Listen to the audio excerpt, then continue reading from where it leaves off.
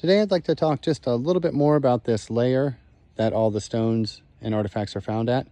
You guys can see on that bank how there's a large section of clay there.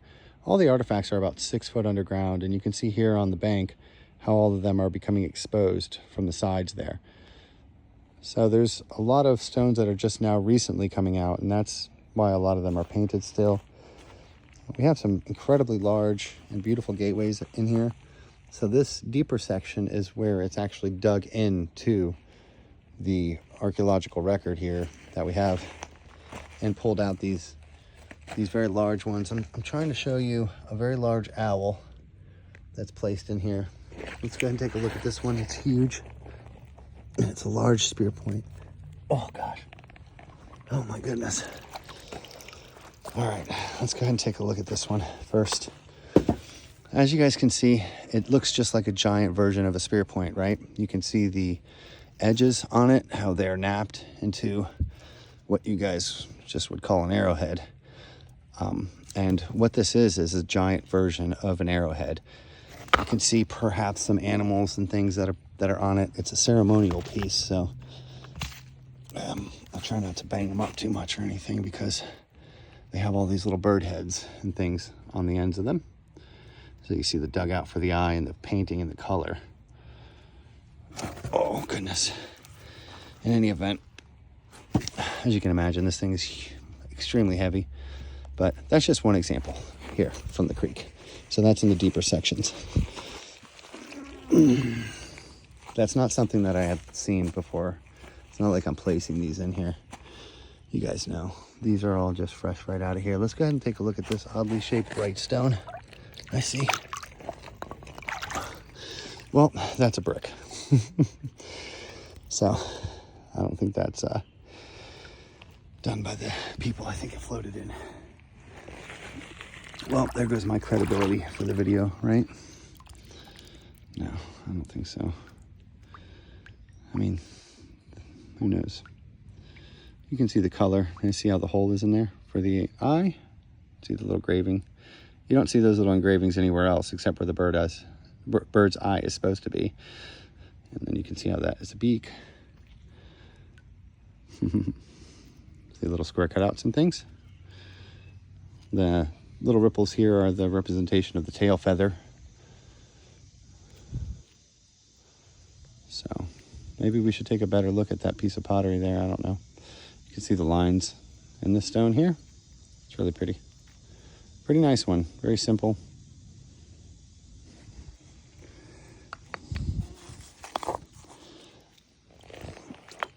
Let's see.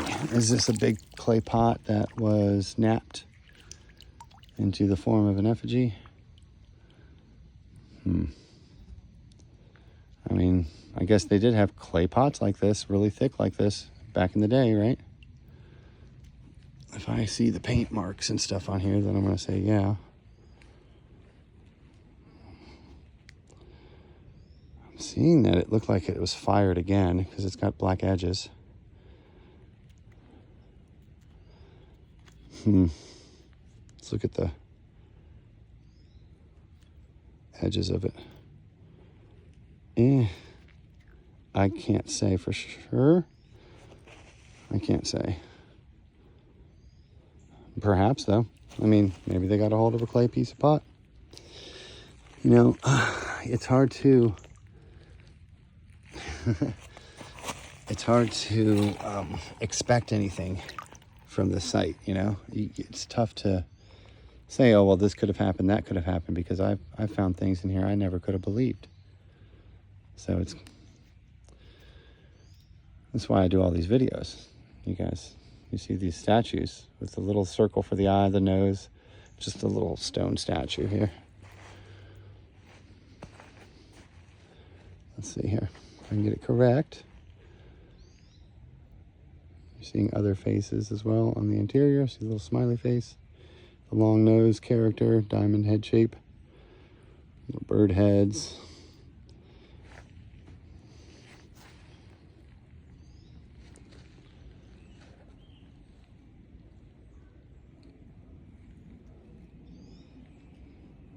Pretty weird.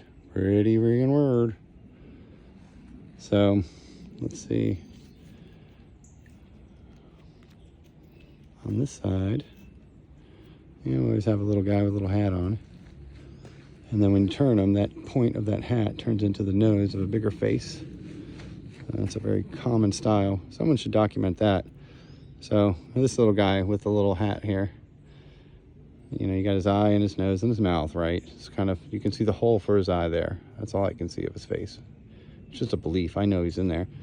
And then on top of that, I can turn it a little further and make the point of that hat another character's nose, and you can see the large carving right here for that character's eye. So you change the shape of the face or make it bigger, and then you got your character. You guys can see the lines and the weird little eyes carved into this stone. And of course this bird with the round crest and the recessed beak. Pretty neat one. I like it. Every single one though. I mean, we could spend all day on just, you know, any old stone here. And what can we do? I'll just show you a few more here.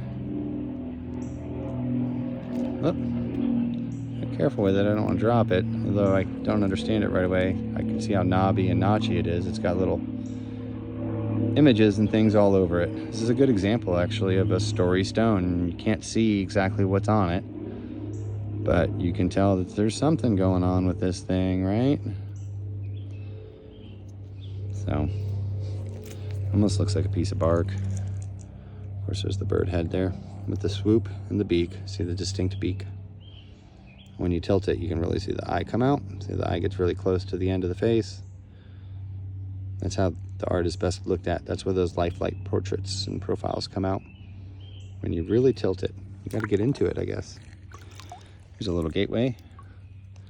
We always look for the photorealistic or colored images on these because that's what they painted them for.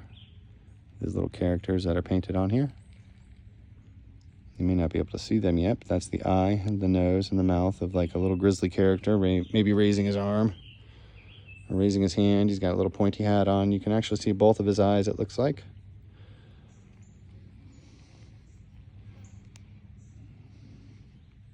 There's a little in the white, just like on the one that we saw earlier, the one that we rescued.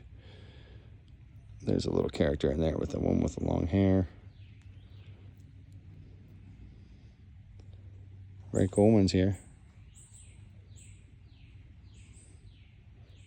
Interesting one. It's an interesting art to be able to kind of hold someone else's interpretation of things. It's a very personal kind of thing, I guess, to be able to look at these. And it's an honor to be able to bring it to you guys. So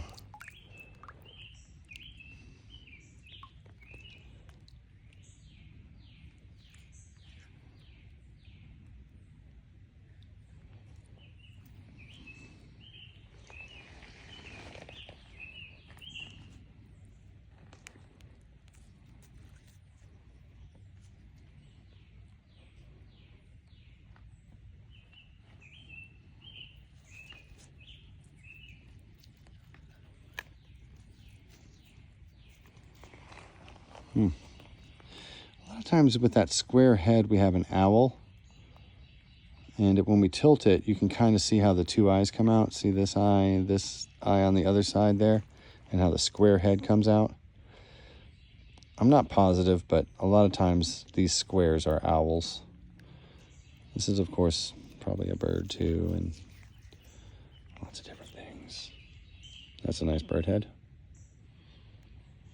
I like to show you guys all these different variations of them because one of them is going to catch your eye and you're going to start to see like how the tail feathers are done, how everything is intentional for a certain image, how the wings are done. It's not just the face, it's the whole thing. So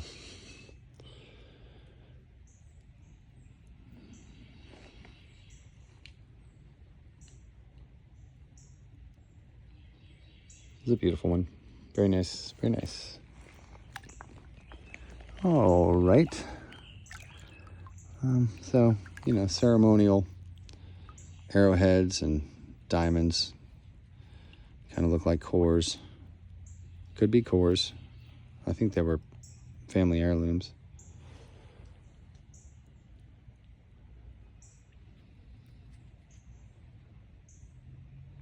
A little tough to see the bird on that side, but he's in there. All right, well, there's so much here. Let's go and take a look at this giant blade next to the big arrowhead that we found right up first. Another big ass blade. Jeez. Oh my gosh. All right, so these things. See the angry face on them, and there's your nice edge.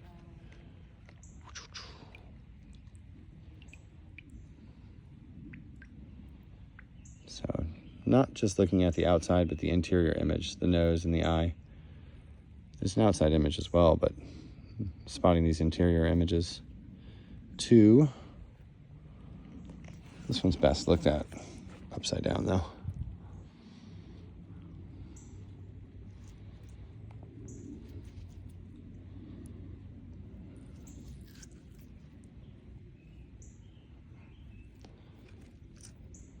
Well, we have a squirrel girl, 100%. That's a beautiful painted squirrel girl. Great representation of her. You guys can see the carving for the eye, the button nose that sticks up, and that straight back hair. That's a fancy squirrel girl. This one is a hard one to see though for me. There's not a lot of other images that I can see on it other than squirrel girl. It's a high level stone. Smart people made this. We're just not there yet, and that's okay. We can look at it a little further and start to spot the eyes in here, and we can try to start to make out the images, but we might not be able to see everything at once. And for me, you know, I can understand that. It just means I need to study it a little more, look at it a little more. You know, that's how it all started, is we knew something was going on. Didn't know what it was. But all of us in this community have come to the same conclusions. And like I say, united we stand, folks. And we're doing great. So, thank you. I'll speak with you again soon. Have a great one. Bye-bye.